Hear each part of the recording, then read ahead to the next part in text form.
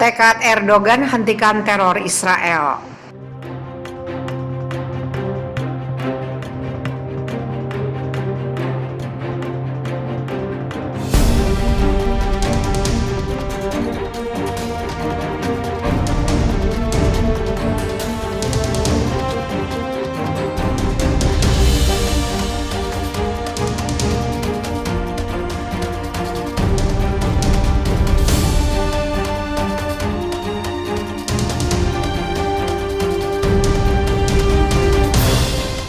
Presiden Turki Recep Tayyip Erdogan bersumpah untuk mengerahkan dunia demi menghentikan teror yang dilakukan Israel terhadap Palestina.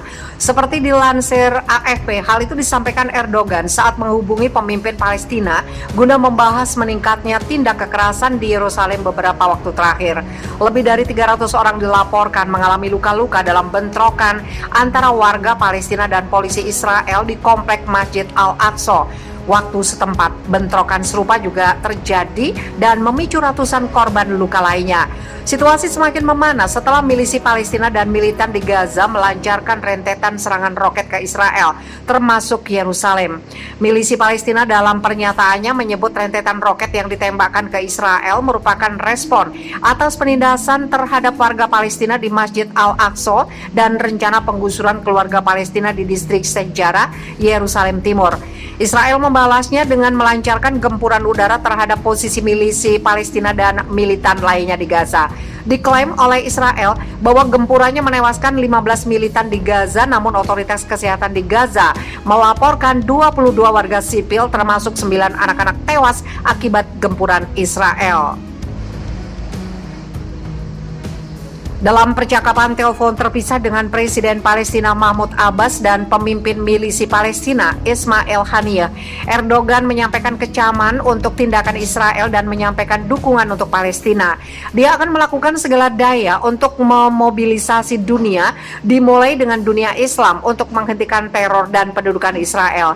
Demikian seperti disampaikan kantor kepresidenan Turki mengutip janji Erdogan untuk Palestina. Erdogan yang sejak lama menyebut dirinya sebagai pejuang isu Palestina, sebelumnya menyebut Israel sebagai negara teroris yang kejam saat mengecam bentrokan berdarah di Masjid Al-Aqsa. Hubungan Turki dan Israel memburuk sejak LSM Turki mengawasi armada kapal-kapal untuk mendobrak blokade Israel terhadap Gaza tahun 2010 lalu. Ratusan orang berunjuk rasa di luar konsulat Minggu lalu di Istanbul untuk mendukung Palestina. Polisi Turki yang mengawal jalannya aksi protes tidak melakukan intervensi meskipun ada larangan perkumpulan massa dalam jumlah besar di tengah pandemi virus corona.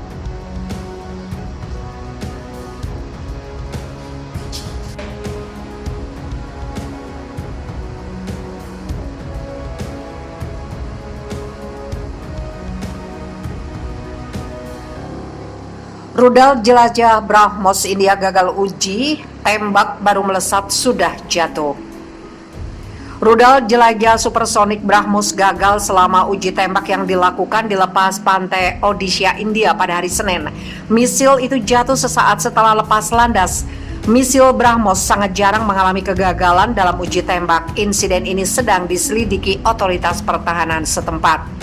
Versi rudal jelajah yang gagal di uji tembak itu diklaim memiliki kemampuan untuk menghantam target hingga 450 km.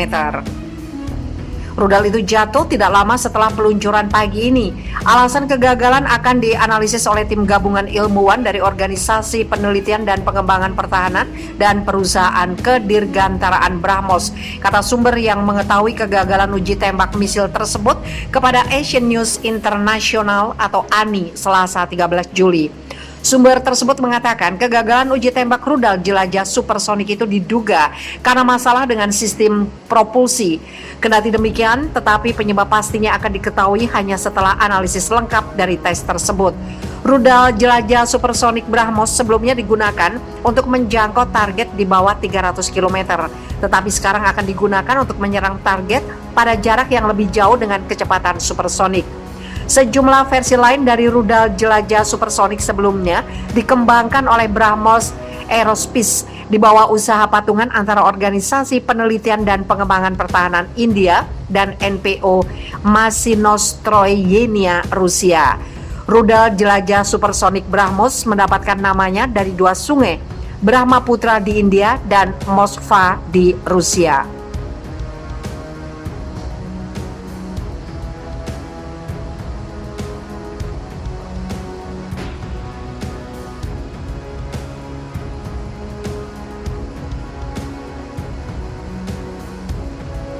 Presiden Palestina siapkan daftar tuntutan untuk Israel. Presiden Palestina Mahmud Abbas telah menyusun daftar tuntutan yang akan disampaikan kepada Amerika Serikat jika negosiasi dengan Israel dilanjutkan. Dalam laporan Channel 12 Israel, daftar tuntutan itu dibuat ketika pemerintah Presiden Amerika Serikat Joe Biden akan mendorong kembali dialog Israel-Palestina yang terhenti sejak 2014. Menurut sumber, daftar tersebut mencakup beberapa tuntutan termasuk pembukaan kembali institusi Palestina di Yerusalem Timur yang dilarang oleh polisi Israel dan Badan Intelijen Israel atau Shin Bet pada 2001. Tuntutan tersebut juga meminta agar status quo di Masjid Al-Aqsa dipulihkan, mengurangi kunjungan pemukim ke Komplek Al-Aqsa dan meningkatkan status utusan Palestina.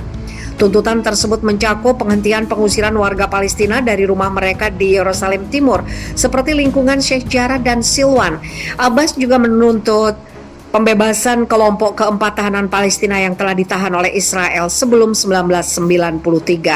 Selain itu, Palestina juga menuntut agar Israel menghentikan ekspansi pemukiman di wilayah Palestina yang diduduki, termasuk di Yerusalem Timur, dan evakuasi semua pos pemukiman dari tanah Palestina.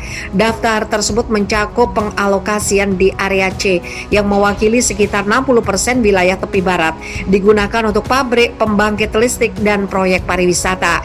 Abbas juga meminta agar kekuatan perencanaan dan perizinan diberikan ke Palestina, memperkuat kehadiran Palestina di area B, dan membangun jalur kereta api di wilayah tepi barat.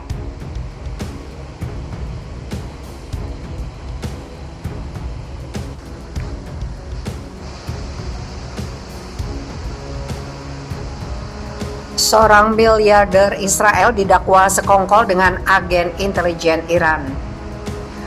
Seorang miliarder Israel didakwa melakukan kontak dan bersekongkol dengan agen intelijen Iran. Selama kontak itu, dia berbagi informasi termasuk tentang pasukan keamanan negaranya. Yakub Abu Al-Kiaan dikenal sebagai raja konstruksi Israel dari komunitas Badui.